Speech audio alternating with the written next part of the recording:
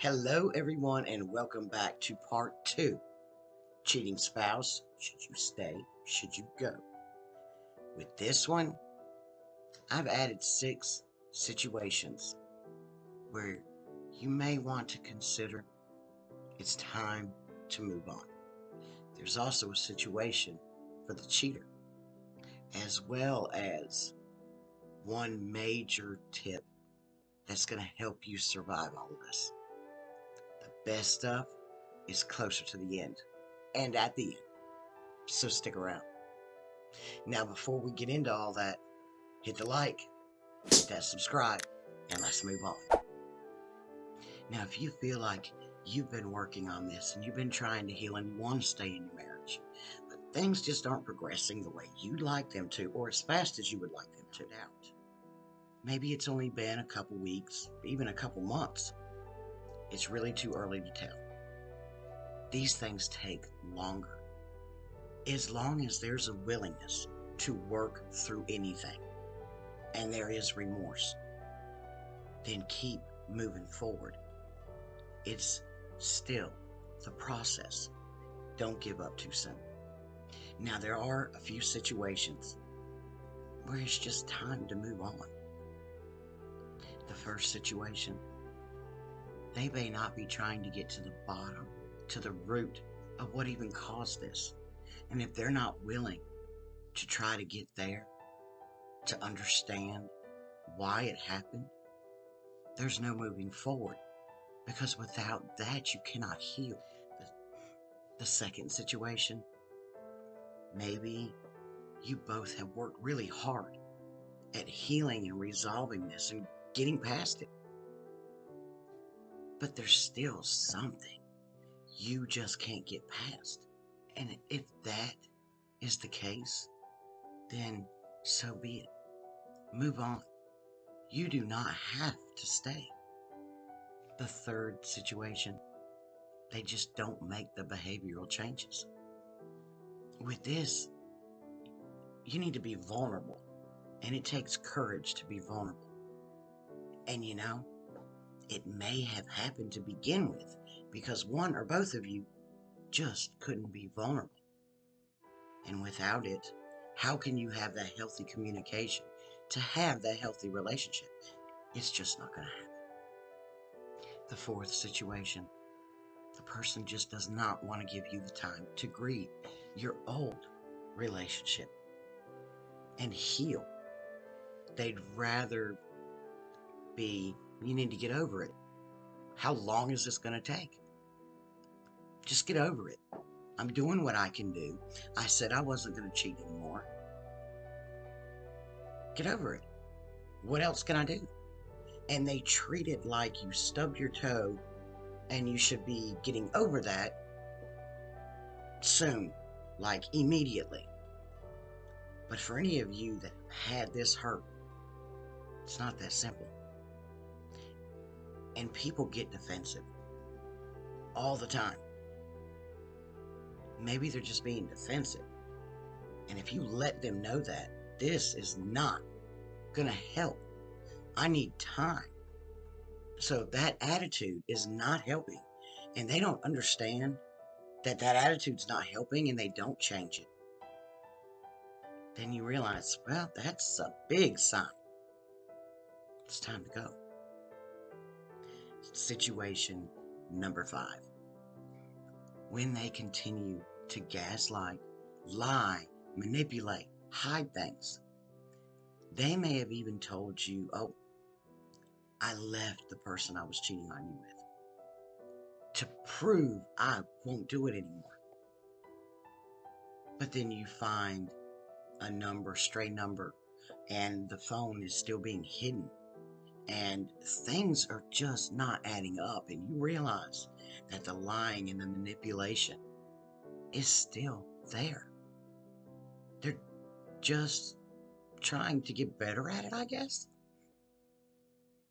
This is when it's time to do the most important thing for yourself that you will ever do.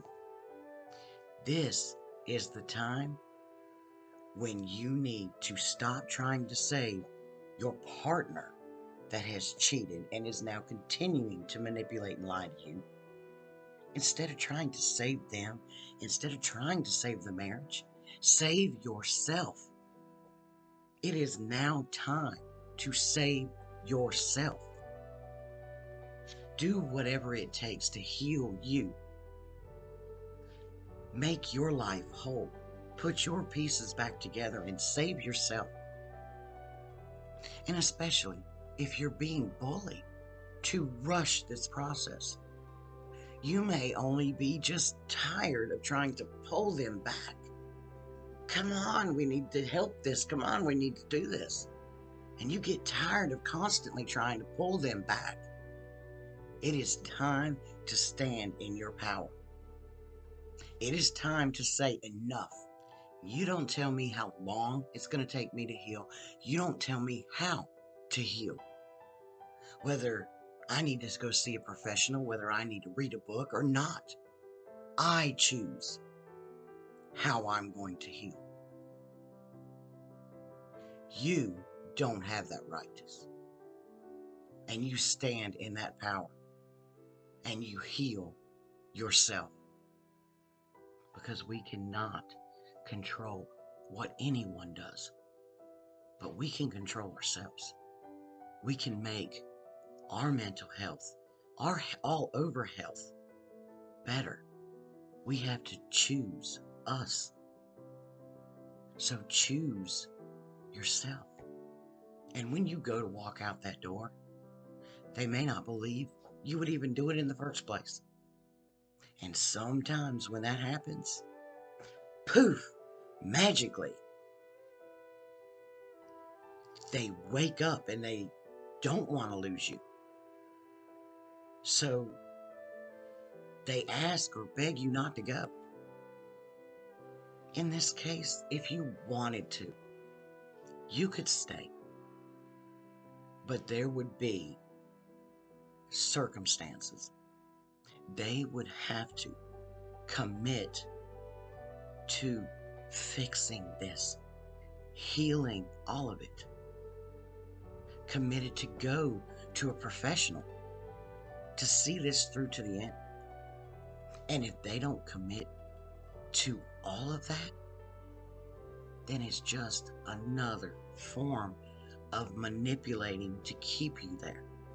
But if they wholeheartedly commit and they are willing to do whatever it takes with the deep down remorse,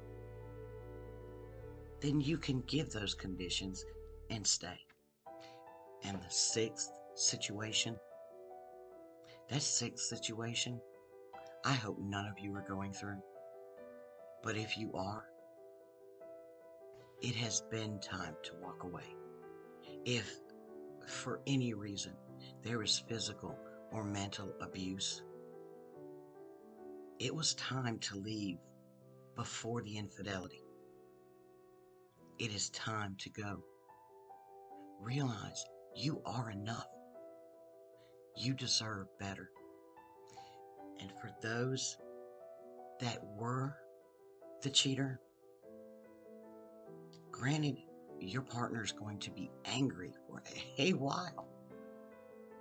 But going through this healing process, angry, if they continue to be bitter and angry for years to come,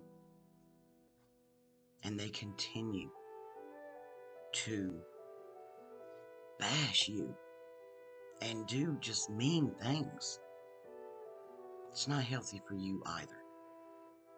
And in that situation where the cheated is becoming a more mental, verbal, abusive person, then it might be time for you to leave as well. Remember, everyone, you are all enough. The choices you make in life are your own. But don't sacrifice who you are in here for someone who does not see or deserve who is in here.